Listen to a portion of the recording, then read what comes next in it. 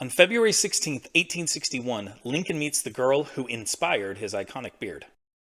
A few weeks before he is elected president in 1860, Abraham Lincoln receives a letter from Grace Bettel, an 11-year-old girl from Westfield, New York. In the letter, she urges him to grow a beard.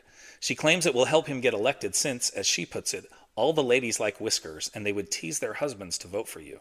Remember, women do not yet have the right to vote in 1860. Lincoln responds to her in a letter on October 19th, but makes no promises. He wins the election and starts growing the beard soon thereafter. Inauguration Day back then was March 4th, and Lincoln departs Springfield, Illinois by train on February 11th, 1861. He takes a circuitous route to Washington, D.C., making numerous stops along the way. In Westfield, he tells the crowd that he has grown his beard on Grace's suggestion and says he'd like to see her if she's present. She comes forward and the two greet each other amid yells of delight from the excited crowd.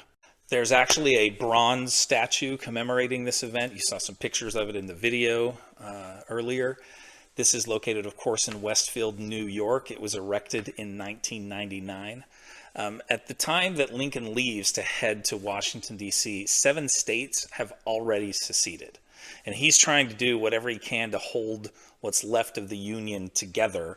And this is part of the motivation for this journey and to make all those stops. In fact, the journey takes him 13 days from Springfield to Washington, D.C., and he makes a total of 92 stops along the way at different towns and cities. He doesn't give a speech at every city, but usually, or at many of them, just a quick address from the train. But he gives longer speeches, especially at the places where he stays overnight.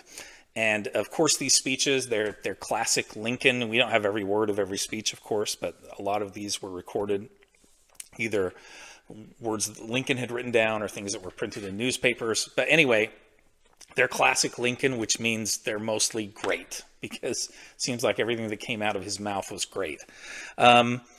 So this secession crisis, he's often asked about this at these stops, and he remains very, I guess you could say, cagey about this. He doesn't want to say a lot of what he's planning to do.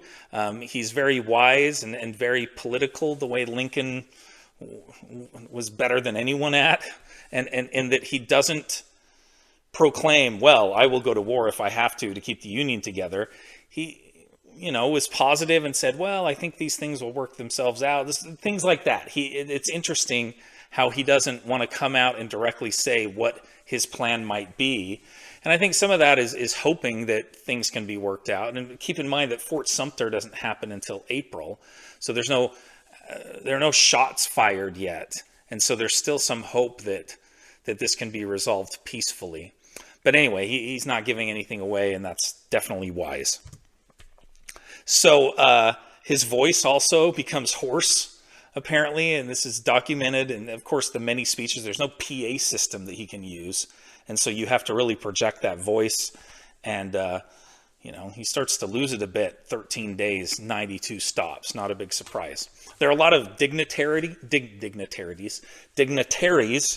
that he encounters along the way, including Walt Whitman, who, of course, gives some flowing words about the greatness of Lincoln. He's given a lot of great words about Lincoln, and sadly, a few years later, he'll give a great poem about him. But anyway, he meets former President Millard Fillmore. He meets the newspaper icon Horace Greeley. He meets William Cullen Bryant. So there are a number of people along the way. When he gets to New York City, interestingly, he does what I guess a lot of people today would do when they go to New York City. I've only been to New York City a handful of times, and at least in my adult life, every time I've done something along these lines, he goes to see a show. And in fact, the show he sees, it's not a Broadway musical. That's not really the thing yet. It's I guess, the closest thing to that of the time. He goes to see a new opera by Giuseppe Verdi. And what's interesting is when they get to the end of the first act, the cast and the audience sing the Star-Spangled Banner in his honor while he's there. And he, stands up and bows and thanks them. That had to be a cool moment. I mean, what would have been like to be there? I don't know. Anyway, one of the most interesting things in New York City, too, he meets a man by the name of Joshua Dewey, who's 94 years old and had voted in every single presidential election in the history of the United States, going all the way back to George Washington in 1789 when Dewey was just 22 years old. How cool is that?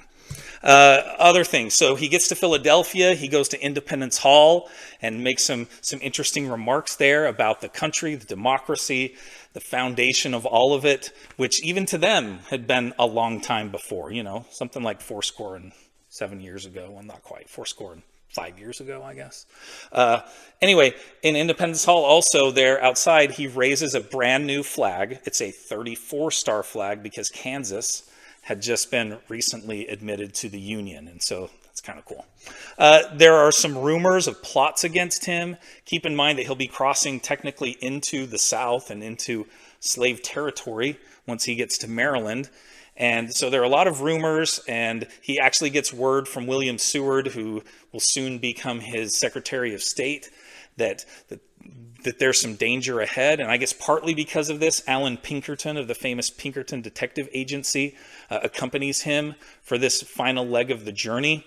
And he arrives in Baltimore and leaves Baltimore in secret, arriving in Washington, D.C., without anyone knowing it. And this turns out to be something that he's ridiculed for in the newspapers. And they're worried. They speculate that maybe Lincoln is like these previous presidents, the kind of pathetic presidents before him, like Pierce and Buchanan.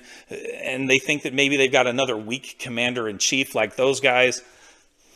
They were obviously wrong about that. They had the greatest commander-in-chief we've ever had. And then sadly, just over 4 years later, his casket takes nearly the same route back and makes some of the very same stops on its way from Washington, D.C., back to its final resting place in Springfield, Illinois. Well, if you've liked what you've seen here on Learn with Mr. Lewis, please like and subscribe. And remember that you can watch another great Mr. Lewis video right here. And you could click right over here and get another one. Thanks again.